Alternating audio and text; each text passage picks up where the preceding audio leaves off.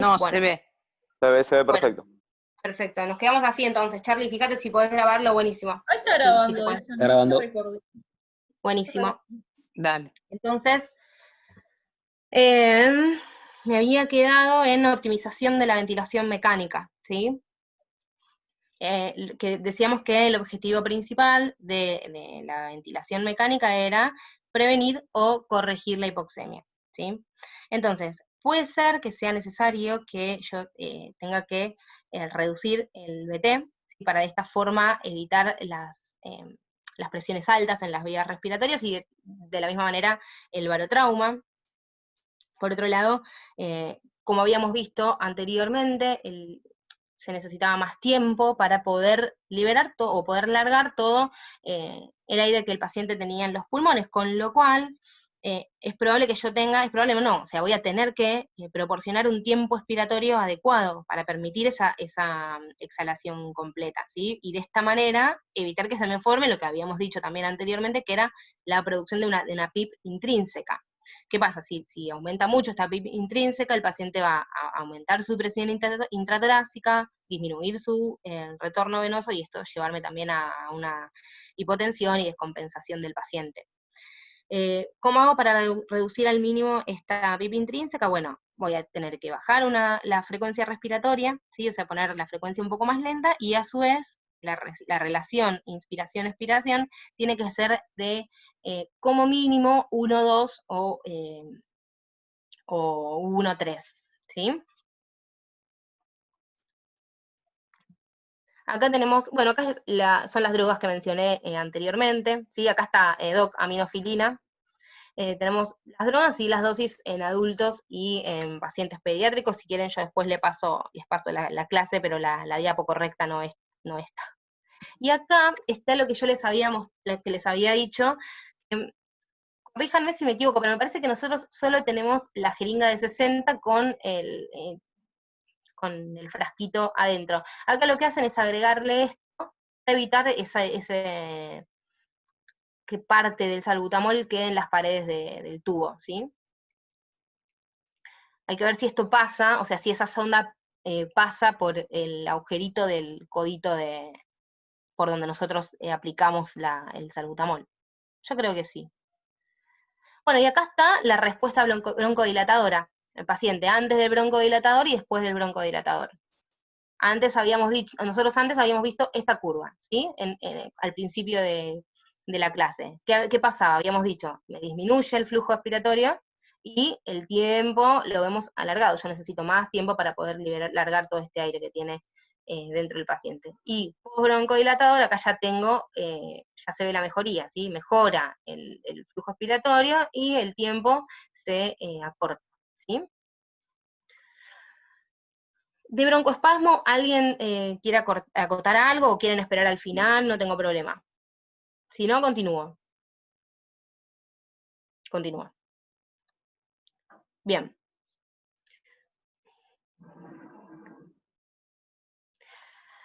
Vamos ahora con laringoespasmo. Sí, una pavada, Dani, del tratamiento, por eso te preguntaba.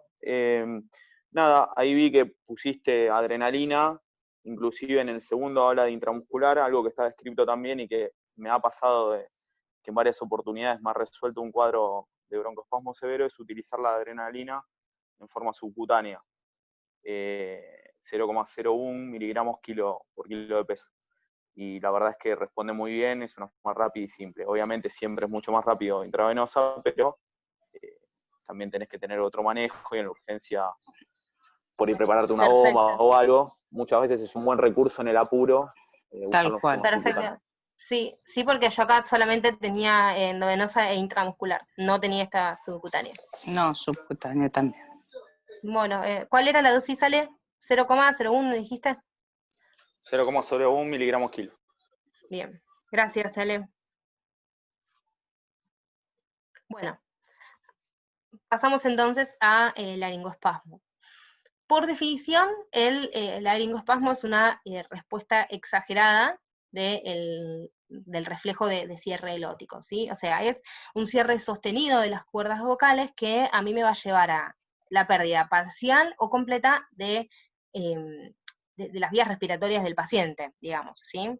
Y que si bien está descrito en un estado consciente, porque se puede asociar a un reflujo silencioso, el laringoespasmo es como un problema característico del anestesiólogo que frecuentemente ocurre a menudo bajo la anestesia general.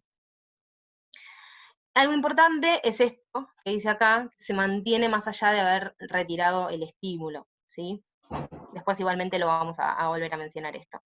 En cuanto a la epidemiología, bueno, es más frecuente en niños y ahora vamos a profundizar un poquito en eso y vamos a ver que hay factores que pueden aumentar el riesgo, ¿sí? Estos factores que me aumentan a mí el riesgo los dividimos en 3 grandes grupos. Tenemos, por un lado, los factores que están relacionados con el paciente, ¿sí? Y acá está esto que yo les decía anteriormente que era más frecuente en niños. Uno de estos factores relacionados al paciente es la edad. Vamos a ver que o sea, la edad joven o de niños es uno de los factores de riesgo más importantes, ¿sí? Que aumenta, o sea, la incidencia de laringoespasmo fue de 1,7% en niños de 0,9 años, ¿sí? Y que solamente fue del 0,9% en niños de 9 años en adelante, ¿sí? En este estudio del que yo saqué, o sea, en este paper que al final está cuál es. ¿Qué pasa? El riesgo de estos eventos respiratorios o perioperatorios, vamos a ver que disminuye en un 8% por cada año de edad que el paciente cumple, ¿sí? No sé si, o sea, por cada año de edad en aumento disminuye un 8%, ¿sí? O sea, hay una relación inversa entre edad y riesgo de eventos adversos respiratorios perioperatorios. A su vez, se demostró que esta misma, o sea, como que está relacionado con la muerte súbita del niño o muerte súbita del lactante, que pasa exactamente lo mismo, ¿sí? Vamos a ver que hay una relación inversa entre la edad y el riesgo del evento, ¿sí? Y a su vez, hay, o sea, las causas del laringoespasmo son similares o son las mismas en algunos casos que las de la muerte súbita del lactante. Por eso se cree que puede estar relacionado uno con el otro, ¿sí? Bueno, después otro factor de riesgo es la infección del tracto respiratorio superior, que es lo que dijimos anteriormente, esto ya lo mencionamos en broncoespasmo, que o sea, se asocia con un aumento de 2 a 5 veces en el riesgo de laringoespasmo, una infección del tracto respiratorio superior, ¿sí? Con lo cual, bueno, nada, hay que tratar de que el paciente no tenga ningún síntoma, ni siquiera, o sea, ni ese día, ni 2 semanas antes, como habíamos dicho anteriormente. O sea, que la temperatura no sea superior a 38 grados, que no tenga secreciones de vías respiratorias ni superior ni inferior, o sea, que no tenga tos productiva o algún ruido pulmonar, sibilancias, nada de eso. En ese caso, si la cirugía es selectiva y el paciente viene con algo de eso, se va a tratar de posponer. Y por otro lado, bueno, la exposición al humo también, ¿sí? La incidencia del laringoespasmo aumenta de 0,9 a 9,4 en chicos que estuvieron expuestos al humo, ¿sí? Y aumenta más aún si el procedimiento es un procedimiento urológico, o sea, una cirugía urológica u otorrinolaringológica, ¿sí? Después, bueno, factores relacionados con el procedimiento, ¿sí? Vamos a ver que cirugía, o sea, todas aquellas cirugías que me lleven a una manipulación de laringe, faringe, como dije recién anteriormente, eso también aumenta muchísimo, y de hecho aumenta más todavía si es un paciente pediátrico que no fue sometido a amigdalectomía, ¿sí? Y más aún si el procedimiento es de urgencia y no es selectivo. Eso también es algo que me aumenta el riesgo. Después, bueno, factores de riesgo relacionados con la anestesia, más o menos también ya hablamos de ellos. Por un lado tenemos la profundidad insuficiente, ¿sí? de la anestesia. Le habíamos dicho que cualquier estimulación de la vía, o sea, del nervio del laringio superior, en un plano superficial o un plano ligero, me podía producir un laringoespasmo, ¿está bien? Y que los desencadenantes podían ser secreciones, sangre, o bien la misma aspiración también a veces puede ser un desencadenante, o la misma laringoscopía. Después, ¿Puedo decir algo más? sí, por supuesto. Otra cosa que desencadena el laringoespasmo es cuando yo siempre le digo a los chicos, no jueguen con el tubo cerca de las cuerdas. Cuando hay que intubar, se intuba de una, si vos ves bien las cuerdas, y no estar, lo pongo, lo saco, lo pongo, lo saco, lo pongo, lo saco, porque ese toqueteo produce un edema de las cuerdas vocales y ahí Sí. se produce el laringoespasmo. Sí, es que, y no lo puse, pero una de las, o sea, dentro de esto, lo que decía es que la inexperiencia del anestesiólogo también se asocia a una mayor incidencia del laringoespasmo, y creo que está relacionado con esto que está diciendo. Exacto. Totalmente. Exacto. Bueno. Y bueno, y después por otro lado, los anestésicos volátiles, que dijimos que tanto el desflorano como el isoflorano eran potencialmente irritantes, ¿sí? Eran más irritantes. Bien. En cuanto a la fisiopatología, bueno, tenemos por un lado el estímulo, ¿sí? Del nervio laríngeo superior. Esto me va a llevar a, digamos, la exacerbación del reflejo, ¿sí? El cierre de las cuerdas vocales verdaderas, el cierre de las cuerdas vocales falsas, y acá tenemos como dos posibilidades o dos caminos, ¿sí? Tenemos, por un lado, puedo llegar a tener un laringoespasmo completo, en donde no voy a escuchar absolutamente nada, y por otro lado, puedo llegar a tener un laringoespasmo incompleto, bien digo, en donde ahí sí voy a escuchar estridor, ¿sí?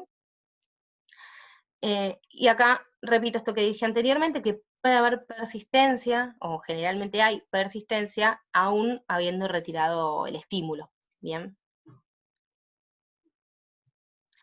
Bien, ahora sí, en cuanto al diagnóstico del laringoespasmo, ¿sí? Obviamente depende muchísimo del juicio clínico del anestesiólogo, ¿sí? Entonces habíamos dicho que definíamos el laringoespasmo como una obstrucción que podía ser parcial o completa de las vías respiratorias, y que lo íbamos a ver asociado a un esfuerzo, a un aumento, digamos, de los esfuerzos tanto abdominales como torácicos, para poder respirar básicamente haciendo fuerza o contra una glotis que va a estar cerrada, ¿sí? Entonces, vamos a dividirlo en signos que aparecen de forma temprana, ¿sí? Signos clínicos tempranos, y signos clínicos tardíos, de mayor gravedad, digamos.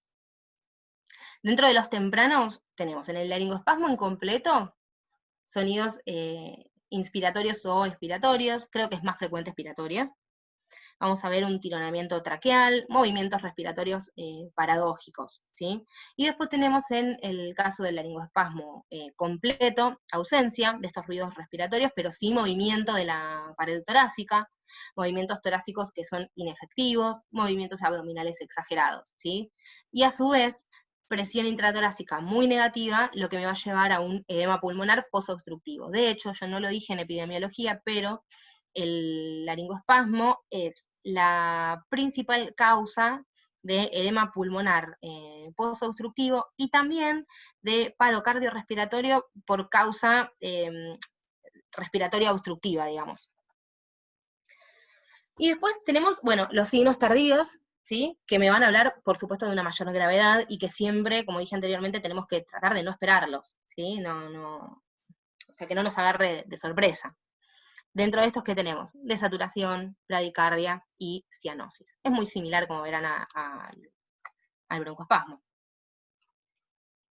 En cuanto al tratamiento, bien, es similar. Vamos a, por un lado, eliminar el estímulo desencadenante, ¿sí? Aspirar secreciones y cuerpos extraños, si es que los estamos viendo. Subluxación mandibular, y acá hay una maniobra que es la maniobra de Larson, que lo que plantea es generar un estímulo doloroso, o sea, hacer como es similar a la subluxación mandibular, pero es como más exagerada. Se colocan los dedos, sería en la rama ascendente, en las ramas ascendentes de la mandíbula, y se empuja hacia adelante, ¿sí? Entonces eso se supone que le genera un estímulo doloroso que corta con este reflejo exagerado. Después, por otro lado, algunos plantean, y de hecho esto creo que en la práctica, yo hablé con las personas que hablé en la práctica clínica, es lo que más escuché, que es esperar.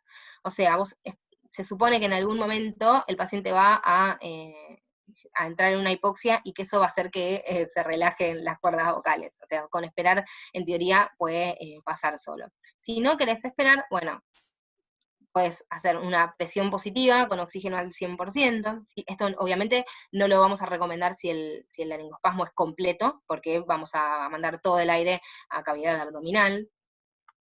Pero si el laringoespasmo es incompleto, haces presión, o sea, ventilás con presión positiva, con oxígeno al 100%, profundizás el plano anestésico, de elección siempre propofol, pero recordemos que si no usamos propofol, podemos usar también ketamina. En teoría, acá, o sea, en este paso, en el paso de profundización del plano anestésico, más del 85%, creo, sí creo que estoy diciendo bien, 85 o 90% resuelven, ¿sí? O sea, no es necesario hacer un relajante muscular. Hay, en algunos papers yo leí, de hecho, si no me equivoco, en el algoritmo que viene, ponen como primera opción el relajante muscular y después el propofol. Pero bueno, en teoría con las personas que yo hablé y en la mayor parte de los papers que leí, ponen que primero le des propofol, generalmente con eso ya resuelven. Ahora en la dosis, viene en la filmina que viene, creo que era 0,5 o 0,1 miligramo kilo. Bien, y después, bueno, relajante muscular, preferentemente succinilcolina, eventualmente rocuronio, pero es más caro. Y luego, bueno, realizar la reintubación. Ay, perdón esta desprolijidad, no puse la diapo equivocada, o sea, la clase equivocada, ¿sí? Ahora se me acomodó. Bueno, acá es lo mismo que habíamos dicho recién, anteriormente, ustedes no lo pueden ver en grande, pero es todo lo que yo mencioné anteriormente, lo que hace es dividirlo entre laringoespasmo completo y laringoespasmo incompleto, y te pone como primera opción la succinilcolina. Pero bueno, yo me quedo con primera opción propofol. Pero ¿cómo sería? ¿Vas a relajarlo semidespierto al paciente? Porque muchas veces pasa cuando lo estás despertando de la anestesia, o sea, o esto puede pasar laringoespasmo en los niños cuando lo está despertando el nene. Y no lo vas a relajar semidespierto. Sí, es introvertido eso, ¿no? Sí, quizás vos decís porque en algunos lados te pone como primera opción, como por ejemplo acá, la succinilcolina, ¿no? Claro, que sea la primera opción Por eso la decís. succinilcolina, como medio extraño, medio controvertido, que diga Sí. eso despierto, es casi mala Sí, es praxis, desesperante. diríamos, que Sí. sea relajarlo hacia el paciente. Sí, es verdad. Acá, sí, es verdad lo que decís. No sé, quizás, no sé si alguno quiere aportar desde su experiencia cómo hacen, o si hacen algo de esto, o cómo hacen ustedes. Yo la mayor parte de las veces que he visto laringoespasmo fue en la inducción, no en la extubación. Y sí, es decir, justamente iba a preguntarle eso a Silvia, porque en la época que hacía anestesia pediátrica yo no relajábamos a los pacientes, hacíamos alotano. El alotano era broncodilatador. Claro. Y tenía un buen componente relajante muscular, el alotano, y con eso intubábamos. Y ahí se producían a veces laringoespasmos y esperábamos un poco y zafaba, generalmente. Ahora, es cierto lo que dice Juli, si vos tenés un paciente que lo está despertando, hacerle succinilcolina no tiene lógica. Y tampoco tiene lógica hacerle succinilcolina a un pediátrico. Es decir... No, nunca. Nunca, Sí, a no claro, ser... o sea, a no ser independientemente del costo que recién dijiste vos le vas a hacer lo mejor que le puedas hacer. Yo haría rocuronio en la inducción, si es de ser necesario. En realidad nunca me pasó que haya tenido que hacerle un relajante muscular a un paciente por un laringoespasmo. Pero es una alternativa, sí, es cierto. Sí, es una alternativa, esperando zafa. Pero muchos lo que hacen, claro, es esperar hasta que ceda. Si no cede, muchos, en una época lo que hacíamos, te estoy hablando de hace 15 años atrás, esperabas la hipoxia, cianosis y hasta el paro del chico. Porque una vez que el chico se paraba, abría las cuerdas vocales y ahí vos lo intubabas. Claro. Y una vez que lo intubabas, le dabas oxígeno, le hacías masaje y el chico salía. Yo, la verdad, no lo hago porque se me frunce el upite, llegar hasta el paro del chico. Entonces lo espero, lo ventilo, hago la maniobra de la subluxación y empiezo a ventilarlo despacito como para que el broncoespasmo empiece a ceder solo, pero nunca hice succi para volver a reintubar un paciente. Dos cosas, Doc.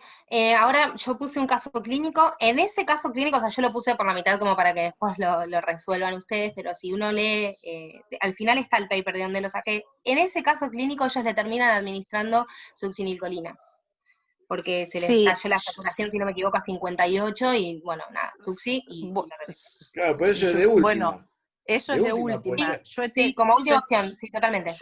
Yo he tenido pacientes con 40 de saturación y lo he esperado, porque a veces la succinilcolina tiene más efectos indeseables en el chiquito que esperarlo un poco y que se te frunzan las coronarias a vos. Claro. Y después yo tenía una duda. Leí otra maniobra que no la puse, o sea, era una maniobra como con escasa evidencia, no sé si se hace hoy en día en la práctica y eso es lo que yo quería preguntar y preguntar también cuál era el fin.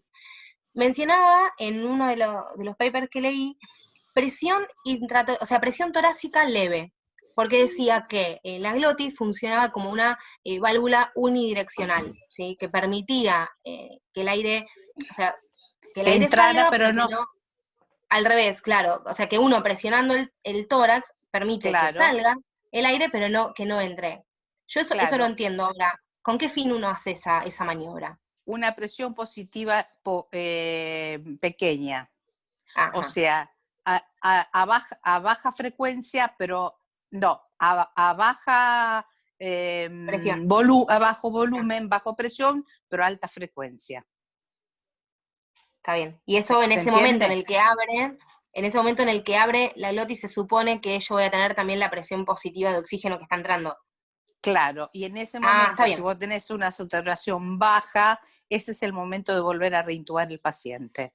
Está bien. Yo ahora no me acuerdo cuáles son la presión en centímetros de agua, pero sí había muchísima diferencia sobre la presión que había que hacer desde el lado, digamos, del tórax hacia afuera, o sea, era muchísimo, era ponerle 50 centímetros de agua contra bastante más desde el exterior, digamos. Entonces uno haciendo esa maniobra también permitía que entrara un poco de aire. Sí, bien. Tal cual. Bueno, y otra acotación que voy a hacer como para tener en cuenta.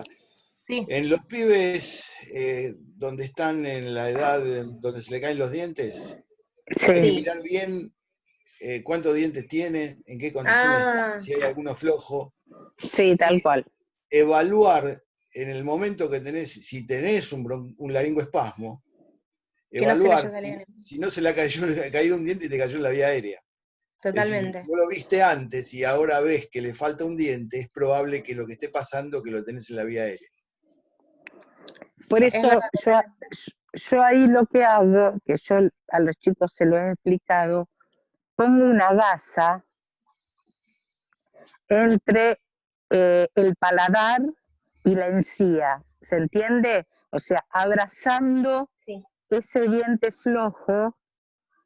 ¿Para qué? Para que si uno hace la laringoscopía y llegara a tocar ese diente flojo, eso no caiga en la vía aérea, produciéndote el laringo o el broncoespasmo, y quede contenido en la gasa. ¿Se entiende? Claro. Sí, totalmente. Sí, se entiende. Perfecto. Bueno, y acá tenemos 10 minutos nada más, igual armo otra si quieren, no hay ningún problema si quieren que charlemos de algo. Tenemos este caso clínico. Yo lo leo y si alguno quiere acotar algo, lo puede hacer. Tenemos un paciente masculino de 57 años de edad, 70 kilos de peso, el paciente no tiene ningún antecedente médico ni quirúrgico de interés, viene por una colecistectomía laparoscópica programada, la evaluación preoperatoria fue normal, y la situación es la siguiente. Luego de la inducción de la anestesia general y la intubación orotraqueal con un tubo de calibre 8, se inicia la ventilación mecánica con los siguientes parámetros. Volumen corriente de 600 mililitros, frecuencia cardíaca de 12 y una PIB de 5 centímetros de agua. Cuando el residente está canalizando una segunda vía periférica, se observa un aumento progresivo de la presión pico de la vía aérea que pasa de 25 centímetros de agua a 40, ¿sí? Un aumento de la pico. La capnografía muestra un aumento de la pendiente en la fase 3, a la auscultación se evidencia escaso murmullo inspiratorio y sibilancias expiratorias. Y la administración de agonistas beta-2 adrenérgicos a través del tubo endotraqueal es ineficaz. La saturación arterial de oxígeno comienza a descender. ¿En qué estaría, o sea, en presencia de qué estaríamos en este caso?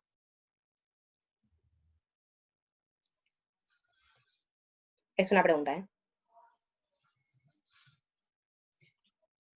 Tenemos un aumento de la pico, la presión meseta quedó igual. Broncoespasmo. Claro, Yo también creo que es un broncoespasmo. En realidad, esto ahora se debería acomodar. Alergia, parece. En realidad, claro, es que la idea principalmente es que, o sea, nosotros ahora estamos en broncoespasmo y esto se manifiesta así, pero estamos en un, digamos, lo que tenemos que hacer es un diagnóstico diferencial entre causas de aumento de la presión de la vía aérea, ¿sí? De este lado de nosotros del algoritmo vamos a tener, este no es el caso que nos acaba de plantear, ¿sí? Esto es lo que vimos en la clase de monitorización de la ventilación. Dijimos que teníamos dos situaciones, digamos, como para dividirlas en dos grupos grandes. Por un lado, las situaciones en las que me aumentaba tanto la pico como la meseta, que sería este lado izquierdo, se mantiene esta diferencia entre pico y meseta, y acá teníamos, esto significaba una disminución de la compliance, ¿sí? Puede ser un edema, neumonía, una telectasia, que no es este caso. ¿Sí? Acá, ¿qué me dijo en el caso clínico? Me aumenta solo la pico, presión meseta me queda igual. Entonces, ¿a qué corresponde ese patrón, por decirlo de alguna forma? A un aumento de la resistencia, en realidad. Está bien, broncoespasmo es una de las causas, pero en realidad es un aumento de la resistencia. Podía ser un montón de otras causas, como por ejemplo una obstrucción mecánica, un cuerpo extraño, un acodamiento del tubo, secreciones, broncoespasmo, que es esto, y está bien, muy bien lo que respondieron, o como dijo Juli, una reacción anafiláctica también. ¿Sí? Nada, más que nada para tener en cuenta esto de las... Y acá es el caso clínico que yo les decía, en realidad ya lo acaban de resolver ustedes, si quieren yo se los leo, pero lo que yo les iba a plantear en este caso es, bueno, cómo actuarían, si quieren igual lo hacemos como para hacer un resumen final de todo. Tenemos un nene de 8 meses que pesa 8,5 kilos, que lo llevan a quirófano a las 11 p.m. sin ninguna premedicación para una cirugía para una cirugía de urgencia por un absceso en la mano derecha. La historia clínica no revela ningún dato de importancia, excepto por un episodio de infección del tracto respiratorio superior hace 4 semanas atrás. La madre se ofrece voluntariamente a decir que que el paciente estuvo expuesto a tabaquismo pasivo en el hogar y que había estado ayunando durante las últimas 6 horas. La evaluación preoperatoria fue normal, una TA de 85-50 milímetros de mercurio, una frecuencia de 115 latidos por minuto, una saturación de 99% en aire ambiente. Se esperaba que el procedimiento fuera muy corto y se planificó una anestesia general con inducción y mantenimiento por inhalación, pero sin intubación traqueal. La anestesia fue inducida por un residente bajo la supervisión directa de un anestesiólogo de planta con sevoflurano inhalado. Siempre aparecemos nosotros en los casos clínicos. 2 minutos después de la pérdida de reflejo palpebral, un primer episodio de obstrucción de las vías respiratorias con estridor y retracción supraesternal se resuelve con éxito mediante la subluxación mandibular y ventilación manual con oxígeno al 100%. A las 11:23 se observa nuevamente un estridor inspiratorio, la ventilación manual con mascarilla se convirtió en difícil, con una mayor resistencia a la insuflación, y la saturación disminuye rápidamente, de 98 a 78, asociada con una disminución de la frecuencia cardíaca de 115-65 latidos por minuto. Entonces, en este caso, yo lo que les iba a preguntar es cómo actuarían ustedes. Acá ya se le hizo el primer paso, que era la subluxación, y la ventilación manual, que es lo que dijo la doctora, que es lo primero que le hace. Ante todo, el error grave es no ponerle el tubo. Sí. Ante todo. Porque no podés tener un chiquito con la vía aérea desprovista y descubierta. Porque cualquier estímulo, y más de un chiquito de meses, cualquier estímulo, ya sea quirúrgico o manual, como le expliqué antes, hace el laringoespasmo. Y ahí tenés el resultado de que de 115 bajó a 65 latidos por minuto.